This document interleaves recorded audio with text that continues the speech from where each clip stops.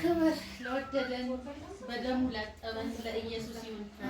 ይህን ቀን የሰጠን ያን ጊዜ አሳልፎ ጸግሽንም ከሞት አድኖ እኛም ደግሞ ዛሬ ተሰባስበን ለእግዚአብሔር ክብር እንድንሰጥ ያደረገ ጌታ ስሙ ይባረክ።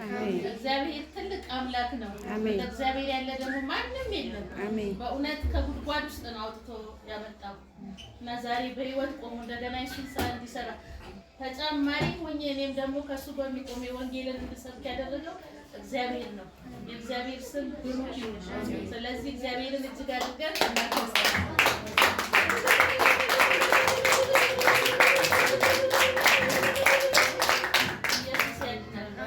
ያላወቃችሁ በዚህ ውስጥ ያላችሁ ጌታን ማታውቁ የመጨረሻው ዘመን ስለሆነ ሁላችሁም ንስሐ ግቡ፣ ወደ ኢየሱስ ተመለሱ። ኢየሱስ ክርስቶስ ለዘላለም ጌታ ነው። ይሄው እንግዲህ እኛ በዓይናችን አይተናል። ደግሞም እሱ ለኛ ሲል ደሙን በመስቀል ላይ አፍስሶ የዘላለምን ሕይወት ሰጥቶናል።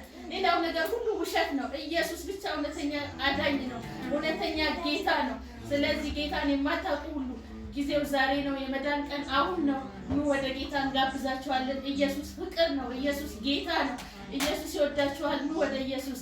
ኢየሱስ ያድናል። ክብር ለእግዚአብሔር ይሁን።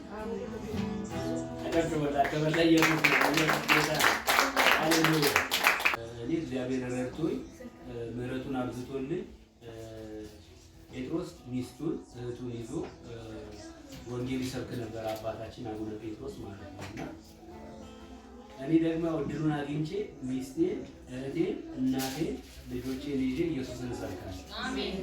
ምንም ኢየሱስ ቢመጣ እኮ ቀጥታ ደምቀን የምንታየው ኢየሱስን እየሰበክን ካለ ምንም አላፍርበት ነገር ቢኖር በዘመናት መካከል ኢየሱስ ጌታ ነው የምልበት ቦታ ሁሉ።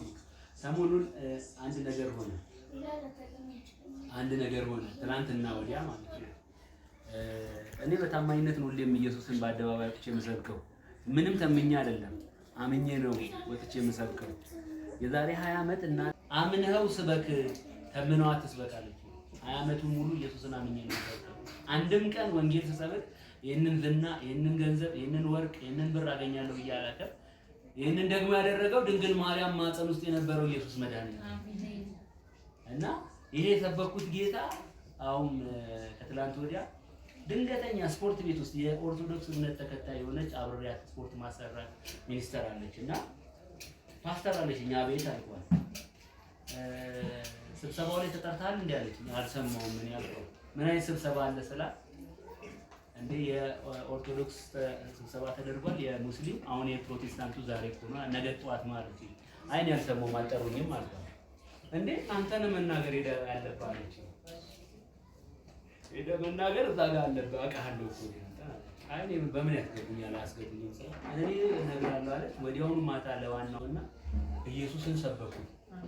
የኛው እምነት የወንጌል አማኝ ሰዎች ባሉበት ብዙ ነገር እየሮጣችሁ ነው፣ ብዙ እየደከማችሁ ነው።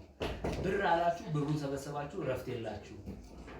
ብሩን ስትሰበስቡ ልብስ ገዛችሁበት፣ አልሞቃችሁ።